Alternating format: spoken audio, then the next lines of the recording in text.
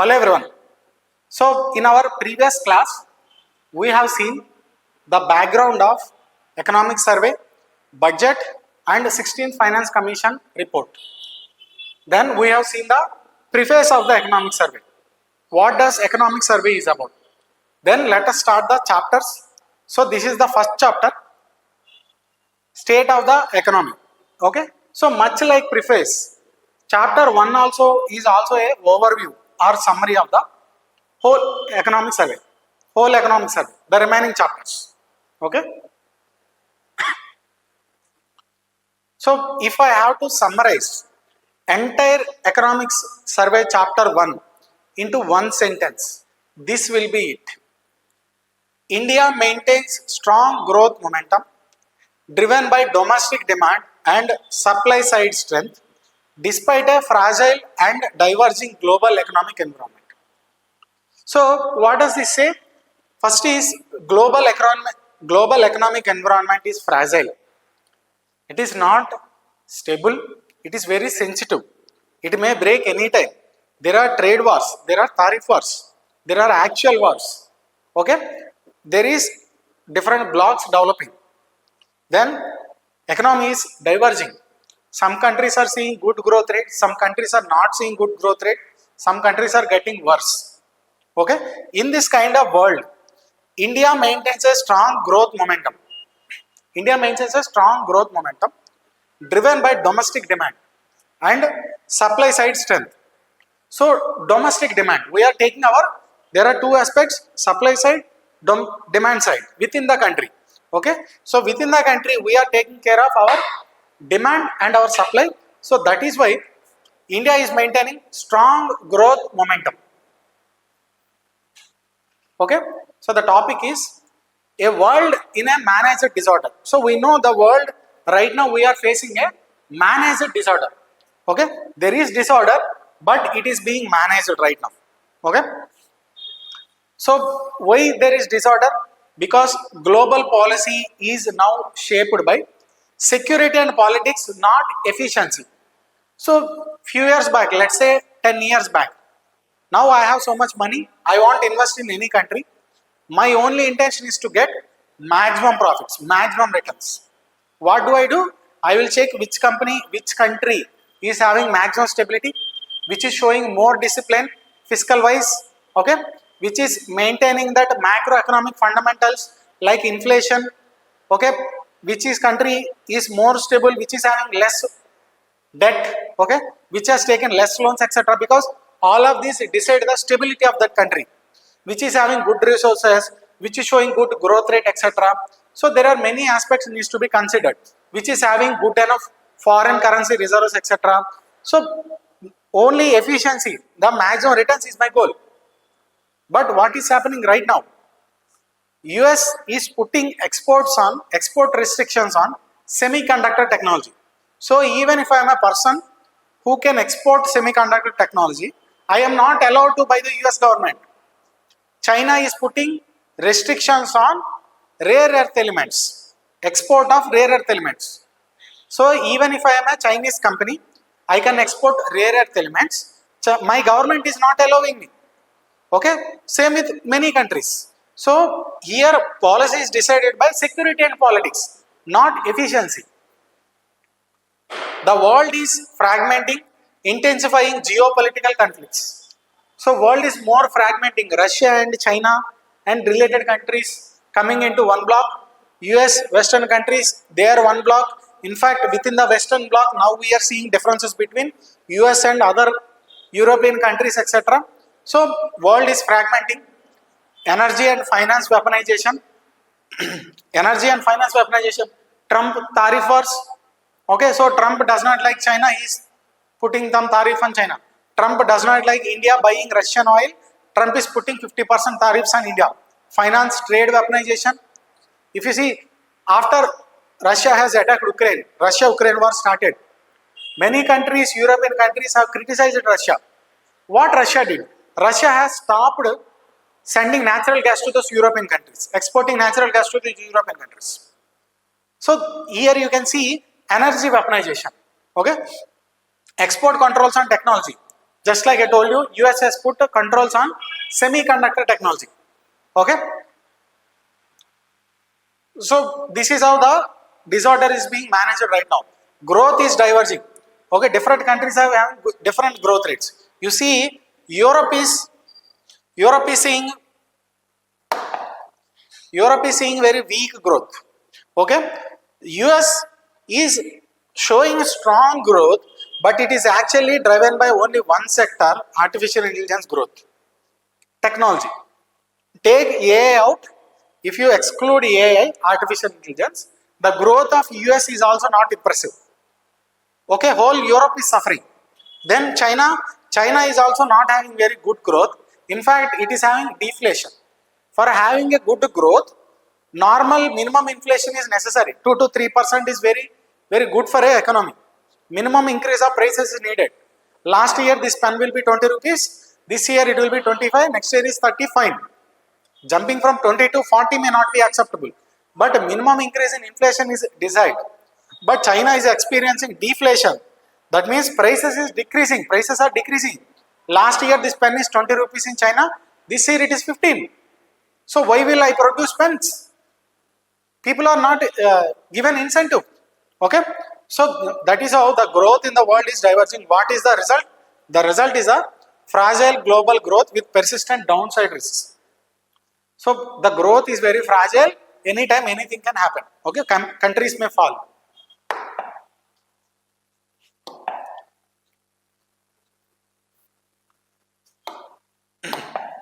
Economics as a weapon, the rise of statecraft.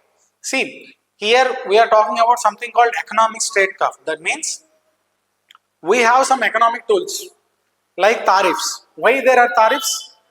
So that to create equal ground between domestic players and foreign players. Let's say India is putting tariffs on a country.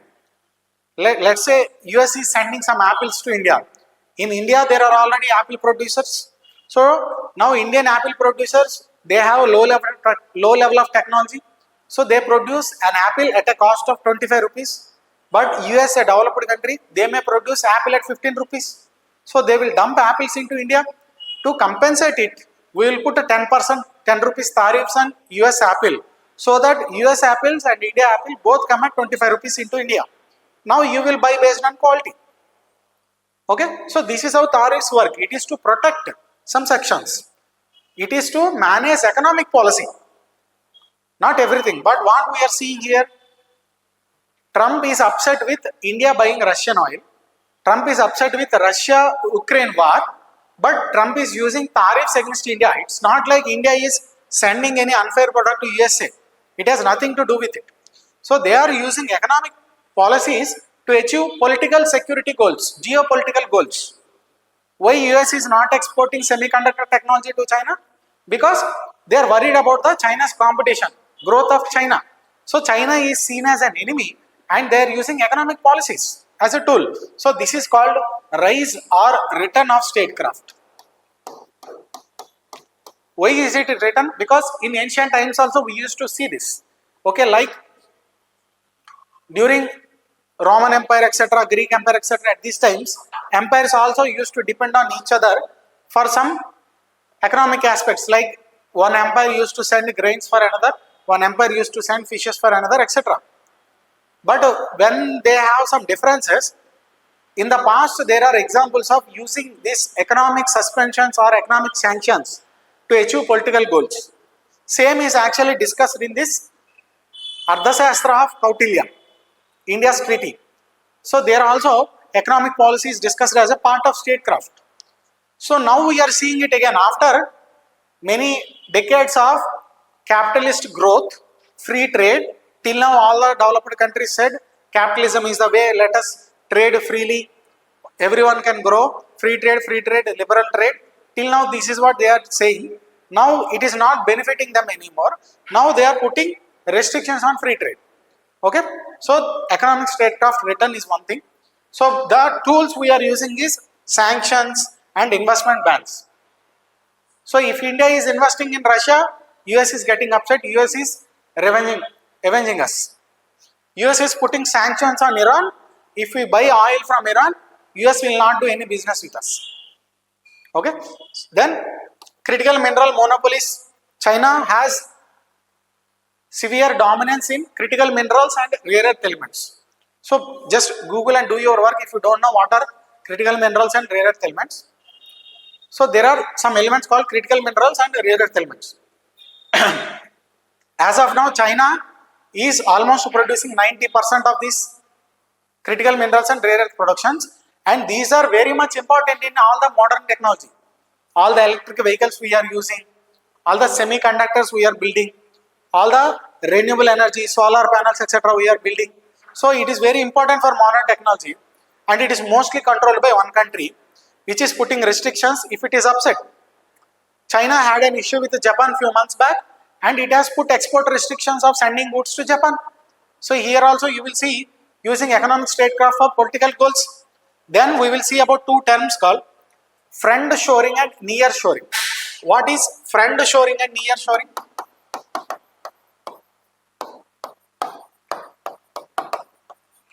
So first let us discuss friend shoring. Till now what I am doing for efficiency. Wherever I can find most efficiency, wherever I can find most profit, I am doing business in that country. Okay. If you see China's growth story, China started making capitalist policy in its economy. China politically is a communist state even today. But in 1970s, China has made some changes to its economy. It has made capitalist changes. It has allowed many private players. It has helped China. So China has created stable conditions for foreign investment. So many investors from these Western countries, US and Europe, etc., they have invested in China and they have gained so much of profits. And meanwhile, China has developed a strong manufacturing sector. China has become an export giant. Okay, so this is the growth story of China. So US may see China as an enemy, but a US citizen who has money because of pure efficiency, because he is getting most returns in China, he is investing in China, not in India, not in France, not in Germany, not in UK. He is investing in China because he is getting maximum profit. This was happened till now. But what is happening till now?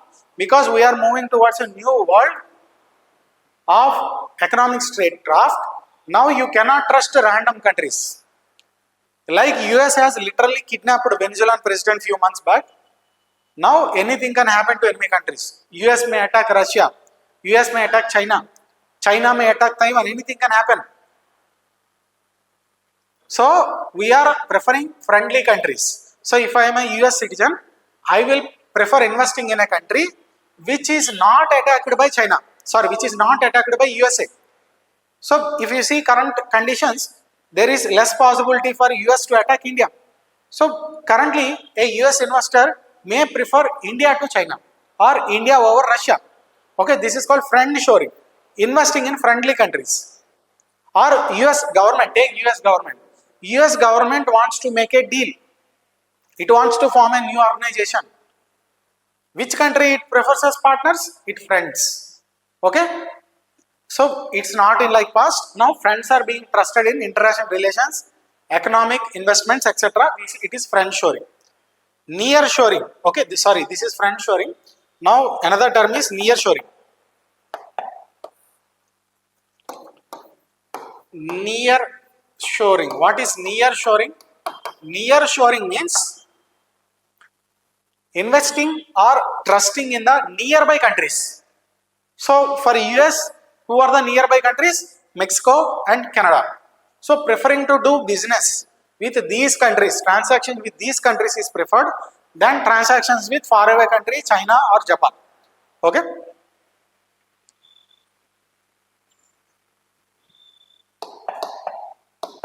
So how to travel in this country? As we have seen in the previous class also, we have to become strategically indispensable. We have to become so strong. Our manufacturing sector should be so strong. Our export should be so strong. Our value addition to the world should be so strong. Our participation in the global value chain should be so strong that we are indispensable. It is not easy to dispose of us. Okay, we are an essential part of the global economy. We should become like that. Okay. For this, we need to focus on many sectors. We will see one by one. Okay.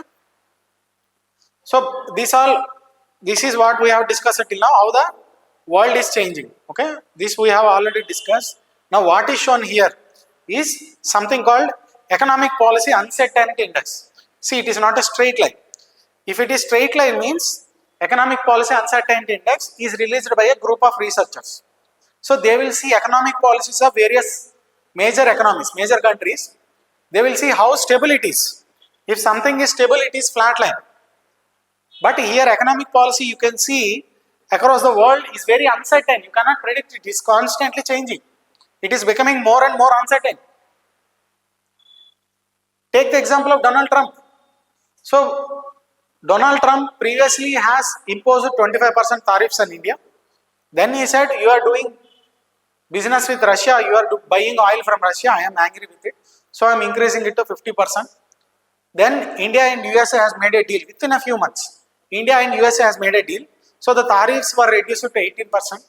Then very recently, 2-3 days back, US Supreme Court has struck down all the tariffs.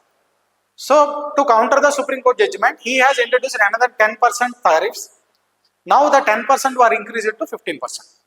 So within few months, too much change, very uncertainty in economic policy. This is an example. Okay, till a few months ago, a country A is exporting something to country B. Suddenly, for the next month, it is not exporting; it is putting an export ban.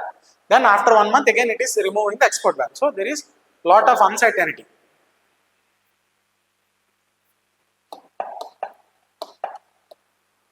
So India is the brightest map on the spot in this uncertain world.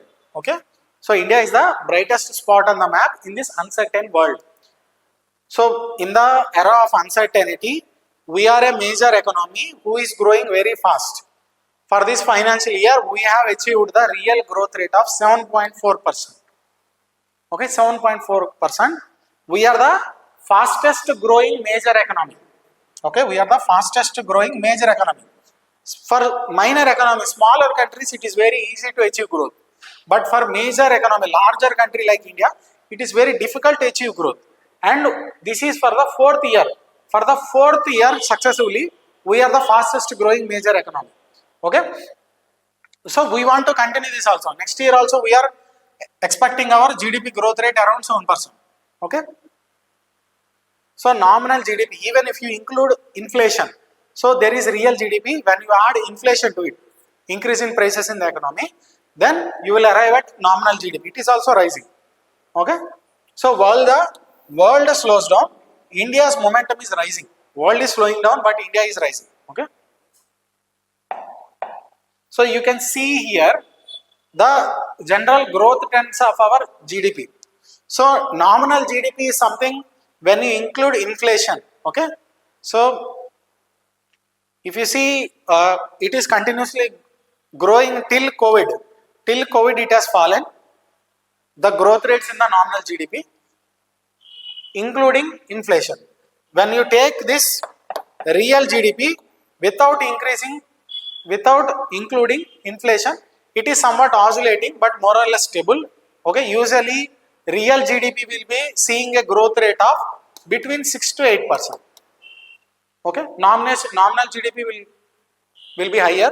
Real GDP without inflation usually between 6 to 8% for India growth rate, year on year growth rate. Okay, this year if something is 100 rupees, next year if it is 110 rupees, we will say growth rate is 10%.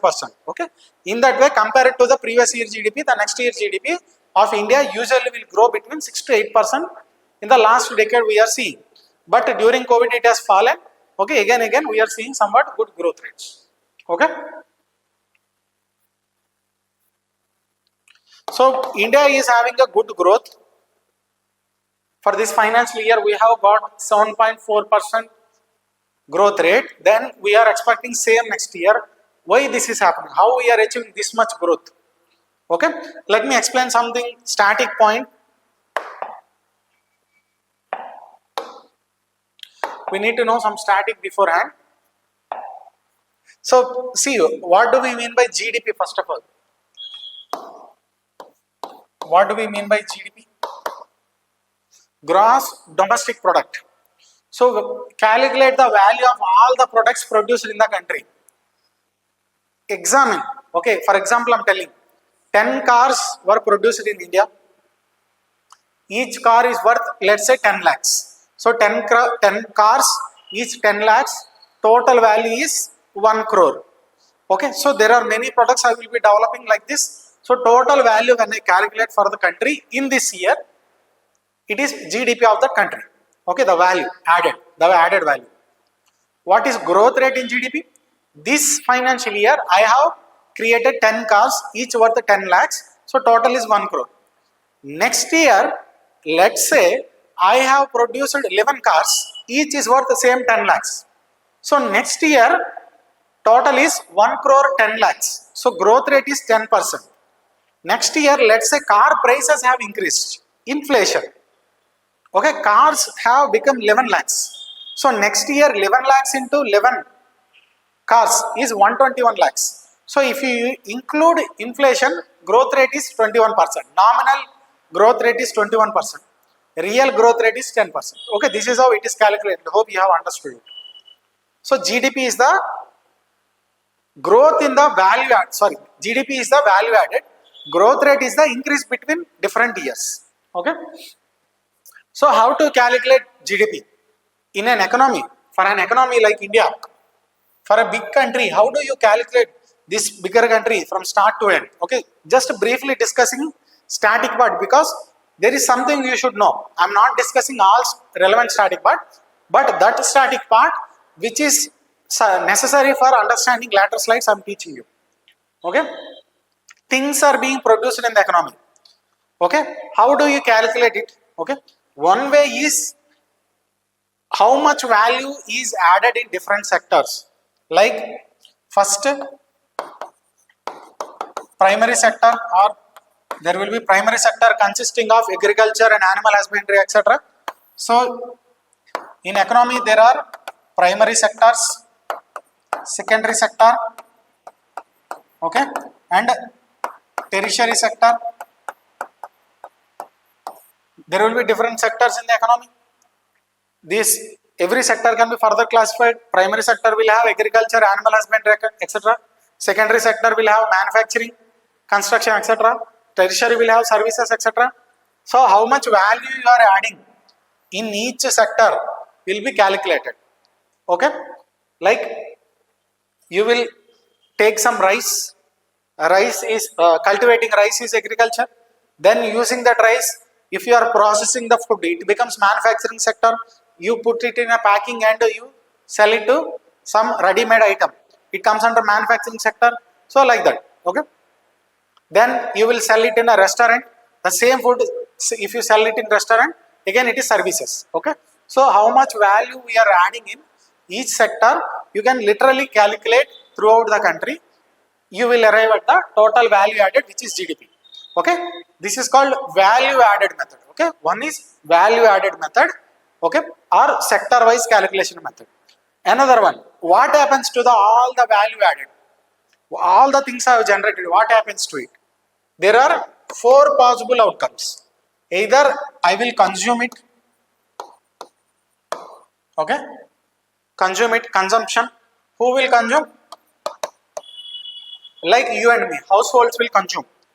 Or it can be taken by the government. Okay, government can spend it, government expenditure. Like take the case of same rice we are following. So whatever the product from rice we have made, we can literally eat it, it ends there. Okay, when you consume some things, it ends there. Okay, or government can take the rice and can distribute as rations. Okay, so government will distribute rations for free or almost very less price. So government can take it, government can spend it, consume it. Then you can invest it. Invest it. I can take some rice without consuming it. I have taken rice directly from agriculture sector. I can consume it, or I can invest it into something else. Like take this restaurant example again. So using rice as investment, I have made a product. Rice I have bought for 20 rupees. After cooking the rice, converting into some biryani or something, I have sold it into 200 rupees. Okay. Or fourth possibility is I can export it. Okay. So either I consume or government can take it, or I or even government can invest it, or we will exporting it to other countries. These are the four possibilities to find out all the value within India. Okay, all the value generated within India. See, there is something will happen. We import some things, but those values should be excluded if you want to calculate the value added in India. So, of all the things, we have to exclude imports. Okay. In this, imports also covered. Some things we import, like take crude oil. Crude oil we will import from these Gulf countries. We refine it, okay, and we export it. There are many facilities across India. India is very famous for petroleum refineries. Okay, we take crude oil, we distill it, we create many products from petroleum, we refine it and we will export it. So imported crude oil should be excluded from these things. So this, in this calculation, this exports and imports together is called net exports. Okay, I will call it net exports. So what are the four components? This is what? This is expenditure side. Okay, this is called expenditure side or demand side. Okay, let's call it demand side.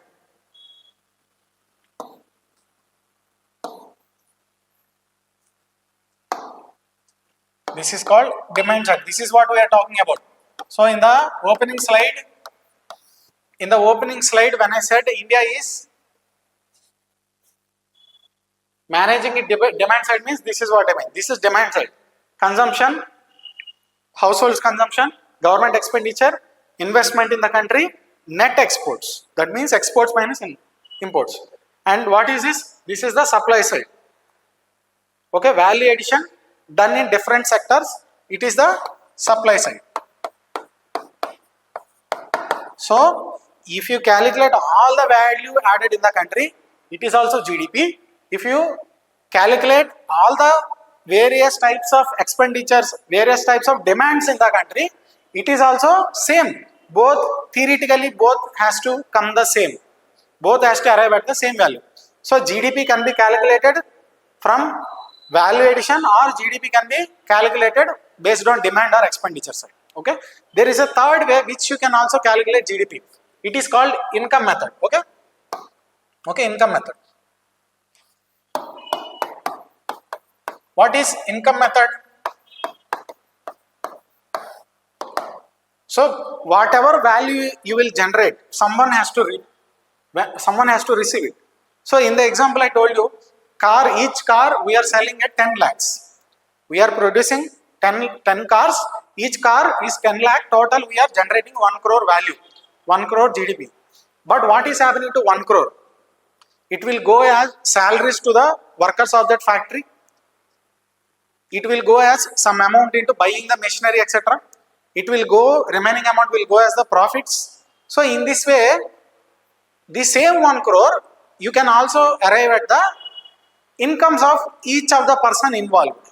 Okay. So whether you calculate all the incomes, whether you calculate all the supply side value addition, or whether you calculate all the demand side expenditure, any of the three cases, theoretically you will arrive at the same value. Okay. So like income method means you calculate all the salaries received in the country, all various types of incomes we receive in the country. Okay. Income can also be rent. I can rent something, I can receive it. Then there can be interests. I can give a loan to some person, I can receive a interest on it. It is also value generated. Then there can be profits. Okay. So this way, any way of generation of income will be included. Okay. So theoretically speaking, whether you calculate all the incomes generated in the country, or whether you calculate the value of all the additions done in the country, or whether you calculate the amount of expenditure done in the country, demand side. So all three theoretically shall arrive at the same value. You can calculate GDP through any method. Okay. All these three are Methods of calculation of GDP. Hope you have understood it.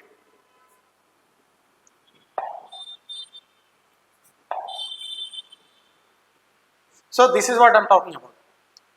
There are various ways to calculate GDP, whether value of output, value of incomes, value of expenditure. Okay. So now we are talking. The question is, India is seeing very good growth. India is seeing very good growth. From where this growth rate is coming? See here, from where this growth rate is coming? It is coming from private consumption.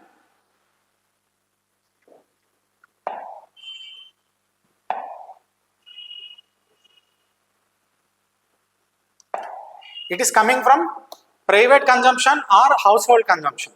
Okay, that so this is the expenditure method of GDP. This expenditure side I have shown here. This is the expenditure side. See here, consumption, household consumption or private consumption. This is what we are talking about. Then government can also consume or spend. Then investment. Then we have net exports. This is the demand side, expenditure side of calculating GDP. Usually in your reference book, in your NCERTs and standard books, it is shown like this. GDP is equal to consumption, investment, government expenditure, net exports. Okay. So I am talking about this consumption spending. So why India is having good growth rate? Because our consumption is very strong. So if you take GDP as 100% of all the value being produced in the country, 61.5% is coming from internal consumption. We are consuming things more. We have so larger population. We are a very big market in the country. So things we are producing, we are consuming. We are consuming so much, so that is why we are producing so much. So our consumption is driving our growth. Okay. So our consumption is driving our growth. What is the engine of growth? Our consumption. See, this is the official term. So everything we call, government calls officially in a different way. So whatever I am calling consumption or household consumption, government calls it private final consumption expenditure. Okay.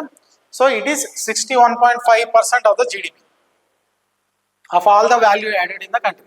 Okay. So why there is very good consumption? Because we have already seen in this recent financial year there is low inflation. We had good rains. Agriculture product prices are normal, not too high, and real incomes of the people are rising. Then rural demand is also rising. So situation in India's villages is improving. Okay. So when people feel secure, they will spend. So overall our economy is doing good. Our employment rate is also increasing. Unemployment rate is decreasing. Country is improving. So people are like, if I am a person so worried about my future, what will I do? I will save money. If I am not guaranteed of my job after 2 months, I will worry from now and I will save money. If my job is secured or my financial condition is secured, I am having little courage to spend. So that is what happening, because country is doing good. People are having enough courage to spend, and because people are spending nicely, suppliers are producing more. Because we are producing more, we are seeing a good growth. Okay. Because there are more buyers, people are supplying more. Okay. So domestic demand is the anchor of all the 4 things that can drive the GDP. Domestic demand is the biggest thing. Okay. Consumption. Okay. Domestic demand is the anchor of the Indian economy, not exports. See, domestic demand, it's not international demand which is exports. What is driving our country? You take the case of China. China exports so much. China's main strength is its exports. Foreign demand, external demand. But for India, it is domestic demand is the anchor of India's economy, proving that our growth is internally driven and resilient. Okay.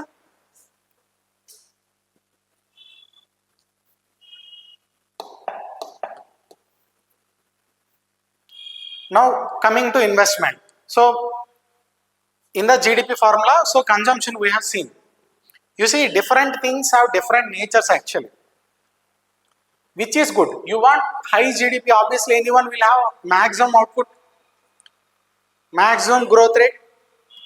I want to have so much growth rate than last year. That means I have to produce much more than last year. How to produce maximum? which component should I given preference? All four increases is good, but increase in which component is best for me? Okay, you see, if people consume things, it is the end of that.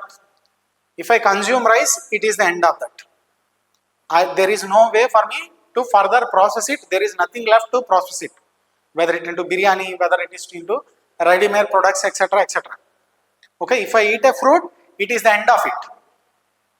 If I invest it, if I process it further, some juice or some ready-made juice, the value will go up. Okay, so things if you consume, it ends there. Same with government, whether you or government, anyone who is spending, things end there. When will government spend more? When the country is in crisis, government spending will increase. Otherwise, government will not increase. Take the case of COVID. When COVID occurred, pandemic occurred, everyone is in crisis. Everyone needed support. So government came up with Antyodaya Anna Yojana and government supported all the population. So there are some moments where government spending is desired. Otherwise, under normal circumstances, spending ends the cycle. On the other hand, you compare investment. Investment. If I invest something, instead of eating, I sell that rice as some flavored rice, biryani, or in some restaurant.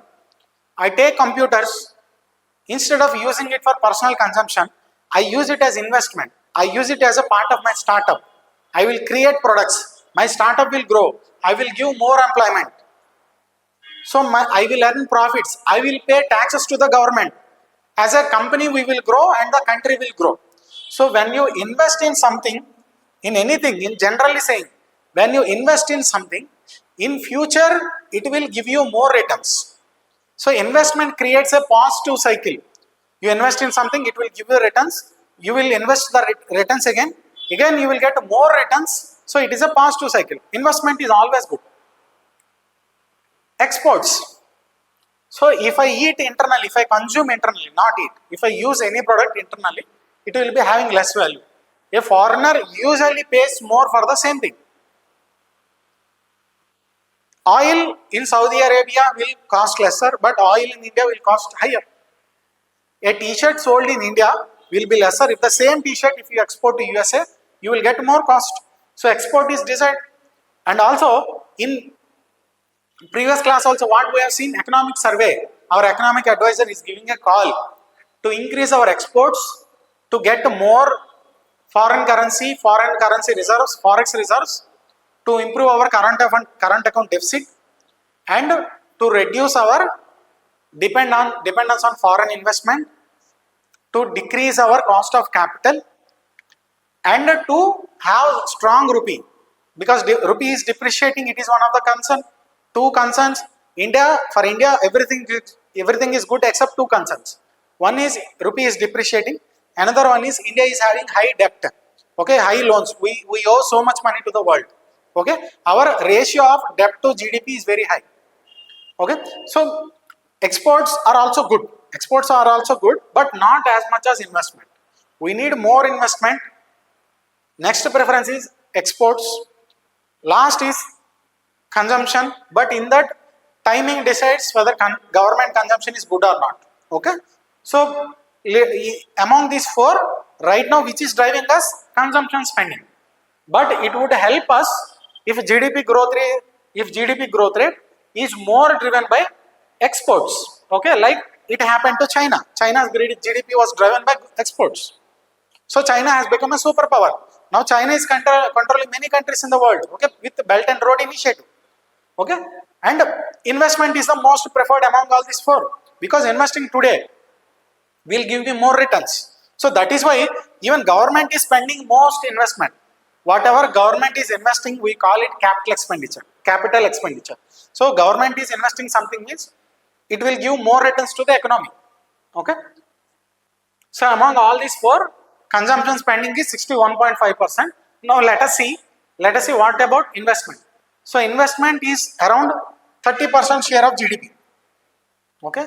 So this is 61, this is 30, 61.5, this is 30. Okay.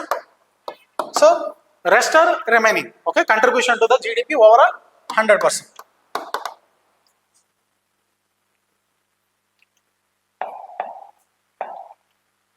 and the more the investment, the more good it is for us. Okay, and this investment, government calls it gross fixed capital formation. Okay, why? Because government does not see all investment as investment. Like take the example of buying shares. Person A has shares, person B have money, they have exchanged it. He has sold some shares to the person B. Okay, person A has some shares, stocks of a company, ownership of a company. Person B has money. What does buying share mean? They have exchanged it. He given money and he has taken stocks.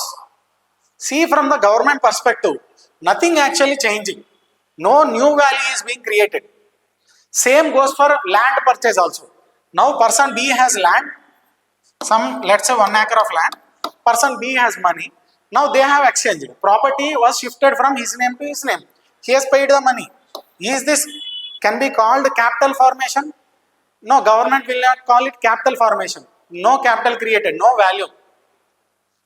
Okay, what is value? If I order 10 computers, let's say on Amazon or Flipkart, they will create 10 new computers for me. They are not giving someone else computers to me. They will create new things and they will give it to me. This is capital creation. I will use that for my company, startup.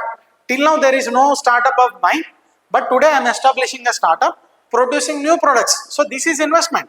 Okay, so only those type of capital creating investments government calculate. It is called gross fixed capital formation. Okay, fixed capital.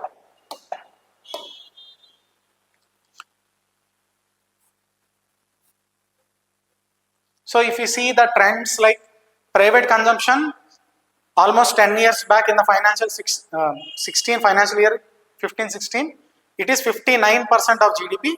It is almost the same value 59, 58, 60, 61, 60, 61, 61.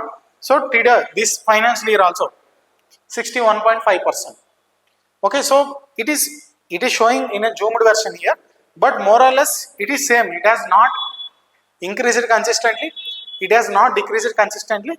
It more or less remained same in the range of 58 to 61.5 range. Okay, this is the range we are seeing for consumption. So consumption has always been the biggest part in the value we are producing. It is the main reason our country is growing. Okay, then investment 2016, 28, 28, 29, 27, 29, 31, 30, 29, 30.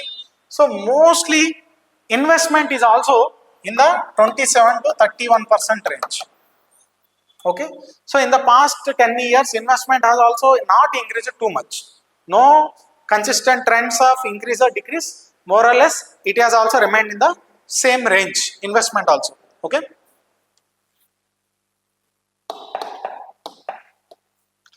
Now let us see growth rates of various components of demand side, contribution to GDP from various components of demand side, growth rates of various components from supply side, okay, contribution to GDP from various components of supply side, supply side to GDP. Let us see.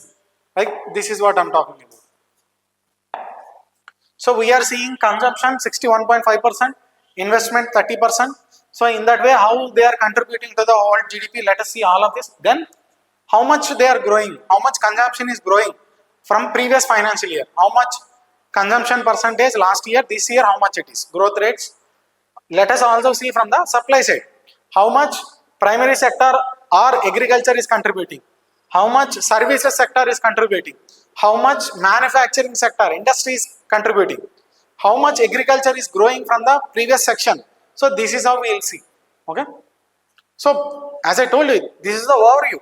State of the economy is this first chapter is the overview of the entire economy. From second chapter, we will go deeply into each chapter.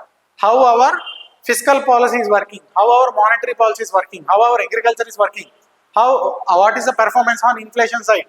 Okay, what about industry, services? Each will become separate chapter. But this chapter is an overview of the entire state of the economy.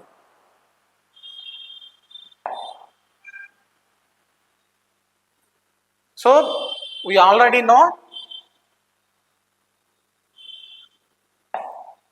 Consumption, private consumption is 61.5%. Okay. Gross fixed capital investment is 30. So you can see here government expenditure is 9.9, exports is 21.5. Okay.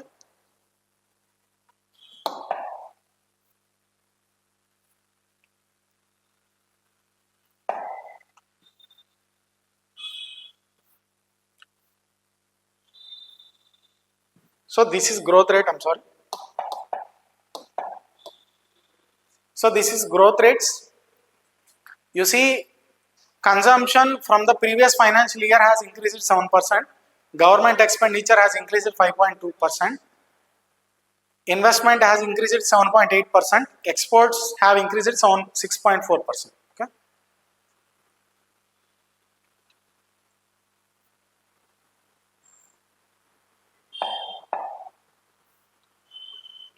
Now let us see from the supply side. Okay, value of outputs from each sector.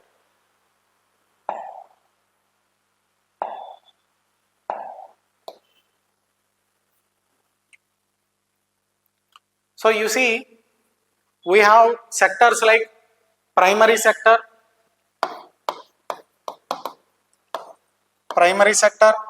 secondary sector, tertiary sector. Okay, tertiary. Okay, so economy is usually divided into different sectors. Who will decide which is primary, which is secondary, which is tertiary? Usually people think primary is agriculture and animal husbandry, other allied sector, livestock, forestry and fishing. Secondary means manufacturing, tertiary means services. This is very simplistic classification of older times. It is not true for the modern times. Now there are too many activities. Government will decide which are the primary one. Literally it has to notify. These are considered as primary. These are considered as secondary. These are considered as tertiary. Government can even create quaternary, okay, fourth sector or fifth sectors also. So like some governments see some parts of mining. Mining has many activities like exploration, okay, quarrying, etc., initial basic mining, etc., open mining, etc. Some aspects of mining as a part of primary also, and the remaining aspects of mining under secondary sector. Okay, so this is the broad classifications given by different governments. So this is not our concern here. So broadly speaking here, primary sector means broadly, not exactly, agriculture and allied sectors. Industry, industrial sector means secondary sector. So what do I mean by industrial sector? Manufacturing sector, some aspects of mining, electricity, gas, water supply, utility services, and construction sector, construction of houses, factories, etc. Construction sector, all of these together put under industrial sector. Okay, then hotels, businesses, okay, transport, communication services, financial services, public administration, all were put under services here. Okay, so let us see this is growth rate. Okay, this is growth rate of different sectors seen over the years. Okay, ignore here, this is growth rate. So we are seeing 3.1% growth rate in the agriculture sector. See the growth rate in the previous financial year. Previous financial year we had 4.6%. So agricultural growth rate has declined. Last year it has grown much bigger than this year. It has grown. There is growth rate. It did not shrink. It has grown. But the rate of growth seen between last year and the before year is higher than the rate we are seeing between this year and the previous year. Same with now come to industry. For industry, this year 6.2 growth rate, increase from last year. This is good news. We are increasing our rate of growth also. Okay. See the manufacturing sector. So what did economic survey say? Almost solution to the most of our problems is not having strong manufacturing sector, not promoting more exports. So develop your manufacturing sector, export more, earn more forex currency. This is what preface of the economic survey has told. Okay, so manufacturing sector which we need to develop very much has grown 7%, increasing from the previous year. So this is very good thing. Okay, so likewise you can see the remaining factuals. How much services is growing? Services is growing at a much faster pace. 9% growth we have seen from the services. Okay. So in fact, in the previous class, we have seen that we are running a current account deficit.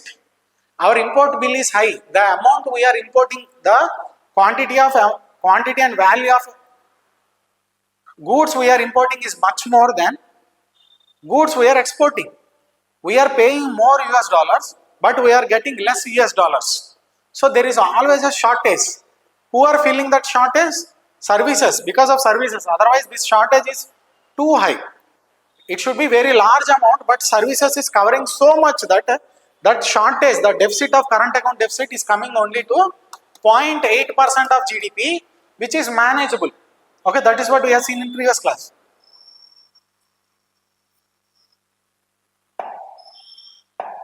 Then comes contribution to GDP. So how much agriculture is contributing? 15.2% to the GDP. How much industry is contributing? 24.3% of the GDP. Total 100% GDP. How much each sector is contributing? Agriculture and allied sectors contributing 15. Industry is contributing almost 25%. So roughly, here we are seeing, so let us come to manufacturing. How much manufacturing is contributing? Manufacturing is contributing 12.8. 12.8, see, very less. If you see, before 6-7 years, manufacturing used to contribute 17 to 18% of the GDP. 17 to 18% of the GDP. But now it has fallen to 12.8. Is this a bad news?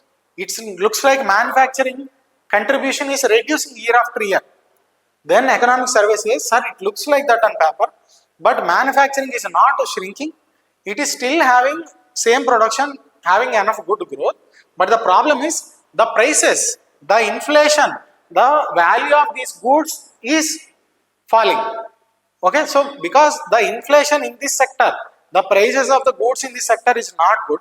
That is why total value, quantity is same 10 cars I am producing. But the problem is the price of car in the market has fallen to 9 lakhs from 10 lakhs. So previously I produced 10 cars, each of which 10 lakhs, total 1 crore.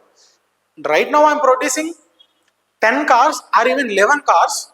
11 cars I am producing, but each car value has fallen to 9 lakhs. So total looks like only 9.9, okay, 99 lakhs, not 1 crore. Okay, so this is because of inflation, not loss in production. Okay, services is the major contributor, 51.1%. Okay.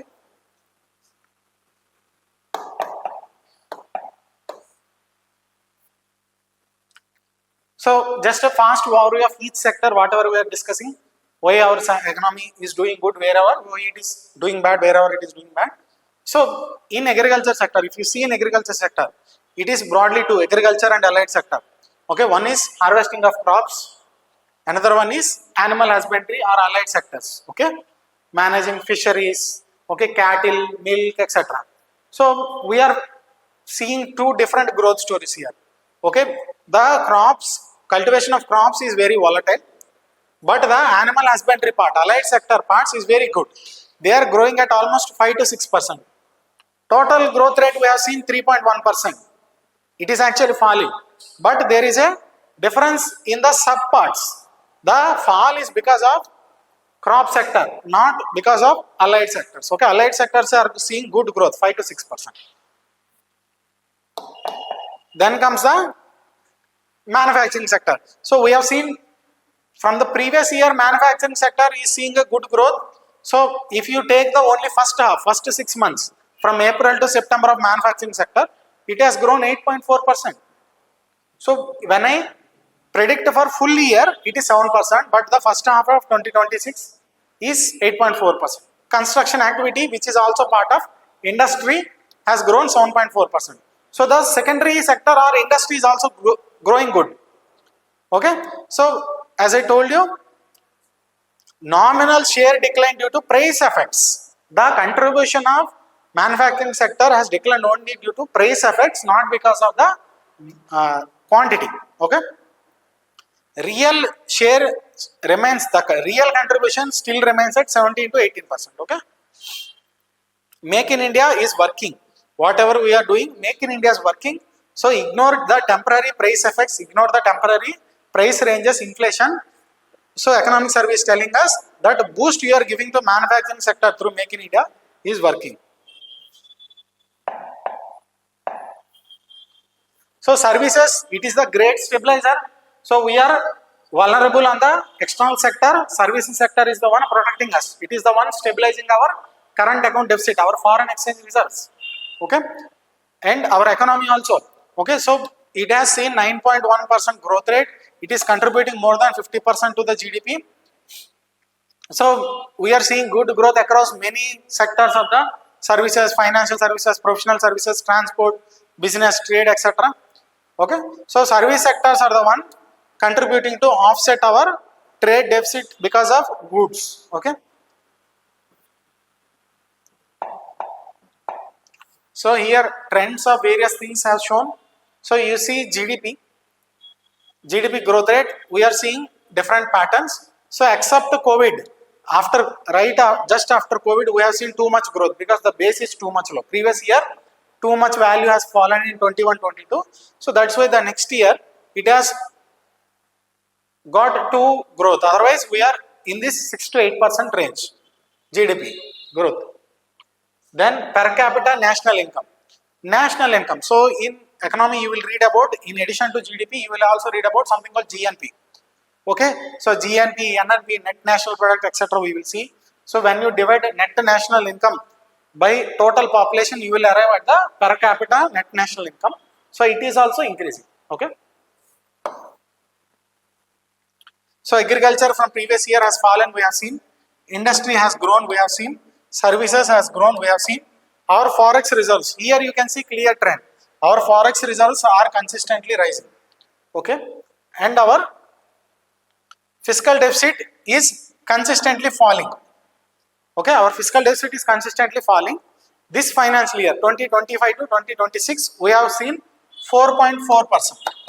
Okay, you can say for the past 5 years, fiscal deficit is falling. In fact, I would say there are various types of deficits in the economy. Fiscal deficit, primary deficit, revenue deficit, etc. Any kind of deficit is actually falling in the last 5 financial years after COVID. Okay.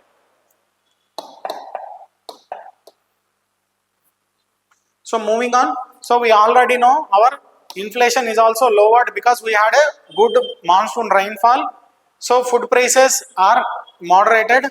Okay, so even in the inflation 1.7%. So inflation, whatever you call, there are various types of inflation, CPI, WP, etc. depending on the perspective. Government takes CPI as official. So CPI is 1.7%. So in this CPI there are multiple products, food, fuel, etc. So taking out volatile products like food prices keep on increasing. Today onions will be 20, 2 days after it will be 30, after another 2 days it will be 10 rupees. So take out volatile products like food and fuel, which is called, this normal inflation is called headline inflation. Including all products is called headline. Okay.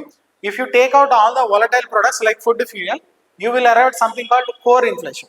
Okay. Core inflation. So core inflation is also remaining low. Okay. Core inflation is also remaining low. It is also a good thing. Okay. Government supply side interventions. So if there is any product in short supply in the market, like let's say if there are too less onions in the market, so government is already maintaining a buffer stock. There is something called Food Corporation of India. Using Food Corporation of India, government maintains some buffer stocks. So whenever there is a shortage, government will come to the market, sell some products intentionally to reduce the price. So government will release more onions into the market so that overall price of the onions will fall down. Okay. So because of government interventions like this, prices are in decent range. Then our fiscal deficit, I told you, fiscal deficit is continuously falling. Our capital expenditure is continuously increasing. I told you, of all the things investment is needed, when government is doing that investment, we call it capital expenditure or capex. Okay, capital expenditure or capex. Capex, government is continuously increasing after pandemic, continuously increasing. So it is also a good thing. Then after fiscal stability, now let's come to financial system stability. So if you remember a few years back, like 7 or 8 years back, banks are in severe crisis. Banks are giving loans, but we have examples, only examples I'm telling. Vijay Mallya, Nirav Modi, Mehul Chokshi, etc. Many people are defaulting with the banks, and the loans given by the bank, they are not getting the money back. So when you give a loan, it is your asset, but when they are not paying back, it becomes non-performing. Your asset is not performing. So a loan which has not paid any amount for over 90 months. Okay, every month they will deduct some EMI, some payment, etc. But if something is inactive for more than 90 days, no payment has been received for more than 90 days, it is called non-performing asset, NPA. Previously, banks used to hide all their bank NPS, bad loans. But a few years back, RBI has conducted something called asset quality review. Okay, asset quality review. So assets of all the banks, the quality was reviewed intentionally by RBI. All the NPS were forcefully revealed by all the banks. So the crisis in the banking system suddenly came out. Our gross NPS have almost touched 9%. That means 9% of the loans given by the banks, they are not getting the money back. Now that gross NPS have reduced to almost 2.2%. So which is a very, very good improvement. This is acceptable range. So our banking system is doing fine. There is good credit growth. Okay, enough people are getting good loans when they are required. People need loans for investment because we need investment. So different people need money to invest. Farmer need money to invest in agriculture. Entrepreneur need money to invest in MSME. So credit growth, availability of loans is also good in the country. Okay. So that is why we are also getting much good sovereign ratings by many agencies. Okay, like S&P. So we have strong financial system also. Then moving on to external stability. So we import many items every month. We export many items every month. We get US dollars from exports. We have to pay US dollars or any foreign exchange, foreign reserve currency, etc. When we import, normally speaking, our imports are higher than our exports. So for our current account deficit is not enough. Current account deficit is always negative. Okay, for last year it is 0.8%. Okay, of GDP. So other than current account deficit, as I shown in previous class, we will have something called capital account also. Other than current account, we will also have capital account. Okay, capital account. So under capital account, we can receive foreign investment, FPI, FDI. So when foreign investment comes, we will have dollars, at least temporarily. So all the excess currency we are getting, including all type of capital, current accounts, all transactions, etc. RBI keeps that foreign reserves, and that foreign reserves, roughly we have $700 billion, which is very good. Very is good for a country like India. So even if we stop exporting things, even if we are not receiving any single dollar from today, all the things we need to import will be covered for 11 months. It covers our 11 months of imports. Okay, the $700 we have. So there is no immediate crisis on our external sector also. We have good foreign exchange reserves also. Okay. So rupee is worrying, but economic services, when you compare with currencies of other countries, see how other countries' currencies are failing. They are failing more drastically than Indian rupee. So if you see in the present world, even though rupee is depreciating, compared to other ones, okay, rupee is okay. Okay, and we are the country receiving maximum remittances from all the in the world. Okay, so our remittances are good, our service exports are good. Okay, we have strong external sector. We are getting good money from outside. We are exporting many services to the outside. We are having good reserves. Our external sector is also good. Okay, then we are taking more measures for becoming a good economy, good country. Okay, we are empowering our people. So our labor market is improving. Our unemployment is decreasing. Okay, people are participating more in the labor force. Okay, more women are coming into the labor force. Our female labor participation rate is increasing. Our general labor participation rate is increasing. Our poverty is decreasing. So extreme poverty. See, World Bank gives an benchmark for deciding extreme, not normal poor, extremely poor. So previously, World Bank used to say if anyone is earning less than 2.15 US dollars per day. So if you convert into Indian currency, assuming Indian currency $1 is 90 rupees, just for sake, if we count this as roughly, it comes around 200 rupees. So anyone who is earning less than 200 per day is extremely poor as per World Bank. But recently even this benchmark was changed to $3. Okay, $3. So assuming dollar is 90 rupees, so anyone who is earning less than 270 rupees per day is extremely poor in India. So if you compare with our poverty at independence, like more than half of the population are poor, extremely poor. From there we have came so long, we have reduced our extreme poverty so much. Right now it fallen to 5.3%. Okay. Then we have merged all the labor laws. There are 30 plus labor laws in India. So they are very confusing, very difficult to comply.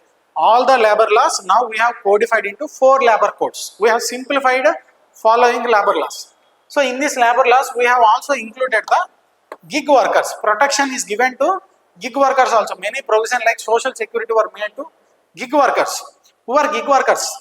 People who work based on platform or app. Ola, Uber, Swiggy, Zomato, Jepto, all of these people who work in these app-based sectors are called gig workers. Okay. Then after empowering people, we are also improving our data. So we need data. We need to get an idea of how our economy functions. So for this purpose, we gather so much data. So we gather price levels and we come up with CPI. Okay, we gather price levels and we come up with CPI. We want to know how industries are performing. We come up with something called IIP, Index of Industrial Production. In fact, we calculate GDP, we calculate all the value we are adding and we calculate GDP. Okay, so we do so many surveys. There is a dedicated ministry, okay, Ministry of Statistics and Program Implementation. Under this MOSPI, Ministry of Statistics and Program Implementation, we have NSO, which conducts many surveys. So we have a separate ministry to organize our data gathering, because data is the new AI. Only when we gather data, we understand the actual reality. Only when we understand actual reality, we can respond with appropriate policies. Okay. So we are improving our policies also. So you see, now we are using new technologies like AI, okay, high frequency indicators, etc. So here a method called nowcasting is mentioned. What is nowcasting? You see, what is nowcasting? Terminologies like this can be very important for prelims. Okay, terminologies like this can be important. What is nowcasting? So let's say I want the data of the last quarter of the December, October 2025, November 2025, December 2025. If I want anything, labor data, employment data, inflation data, price data, any data of this GDP data of this quarter, how things usually operate? 31st December ended, government starts gathering data. Gathering data will take 30 days. Then they will compile it in a 15 days. They will study it, analyze it, and they will receive around February. They will release it around February 15 or 16. So you will see there is a lag of around 45 to 46 days. And if you want to calculate for full year, it will take much more days. So for immediate results, because data is very important for us. If you convey the December data immediately, it will do so much good for the economy. Many people want to invest in January, but they have to wait now till data is released in February. So in this time, we have our economists are developing something called nowcasting. What is nowcasting? So there is something available immediately right now, which is very true representation of country situation, like UPI transactions. So too many very high UPI transactions means people are buying so many products. Okay, how many car sales are happening this month? Okay, so sales, UPI transactions, there is some data with using which you can guess your almost exactly measure your whatever you are looking. Okay, if prices are very high, there will not be many UPI transactions. You don't need to wait for price transaction. Okay, price data. So there are some high frequency indicators using which you can exactly guess within a short span of time based on what is happening now. You can even predict future trends also. So this kind of using high frequency immediately available indicators and making predictions is called nowcasting. Okay, so we are using digital trends also. Okay, we are now using artificial intelligence, personal interviews using computers. Okay, computer assisted personal interviews, etc. So technology we are using. One more thing we are doing to make our data more accurate is to change the base years. We are rebasing. Like if you see, there is a proposal to change national account, GDP, etc. to change to 2023. Right now it is 2011, 2012. Most indicators are based on 2011, 2012. Now we are shifting to recent years. GDP to 2022, 2023, IIP to 2022, 2023. If you see recent current affair, we are even moving CPI, okay, Consumer Price Index to 2024. Okay, from 2012 we are moving it to 2024. So we are doing this to strengthen our statistical system. Okay, so this is how it is working. What is the new growth trajectory? So what we are doing differently this time? See, if I am using 10 workers, I am producing 10 cars, my output is, okay, see, I have some investment, I am using 10 laborers, I am producing 10 cars, which is worth 1 crore. This is my usual process. If I want to increase my output, normal process is either I have to invest much, build a larger factory, or I have to employ more people, I have to increase my number of employees, or both I have to do to increase the output. What Indian government is doing right now, using some new technology like artificial intelligence, big data, etc. Government is improving the efficiency, the productivity. Okay, this technique is called improving the total factor productivity. These are factors of production. When you increase the efficiency of factors, what you will get is increase in total factor productivity. Okay, using digital public infrastructure, etc. Okay, like imagine how payments are made before UPI. We have to like go to banks, or if you don't have cash, you have to go to bank, you have to withdraw money, you have to deposit money in another one. Now you can just do in seconds in your phone. Okay, this is how digital public infrastructure technology can increase our efficiency. Okay, our total factor productivity is increasing. Now first chapter has come to the end. Now what have we discussed? What is the summary? So this is the summary of the chapter 1. World is facing managed disorder and fragmentation, but still in this kind of world, India is the fastest growing major economy. Okay, our growth is mostly driven by our internal consumption. Okay, but all of our other parameters are also good, like inflation, our banking system is good, our financial system is good, we have good foreign exchange reserves. India is doing so much of structural reforms.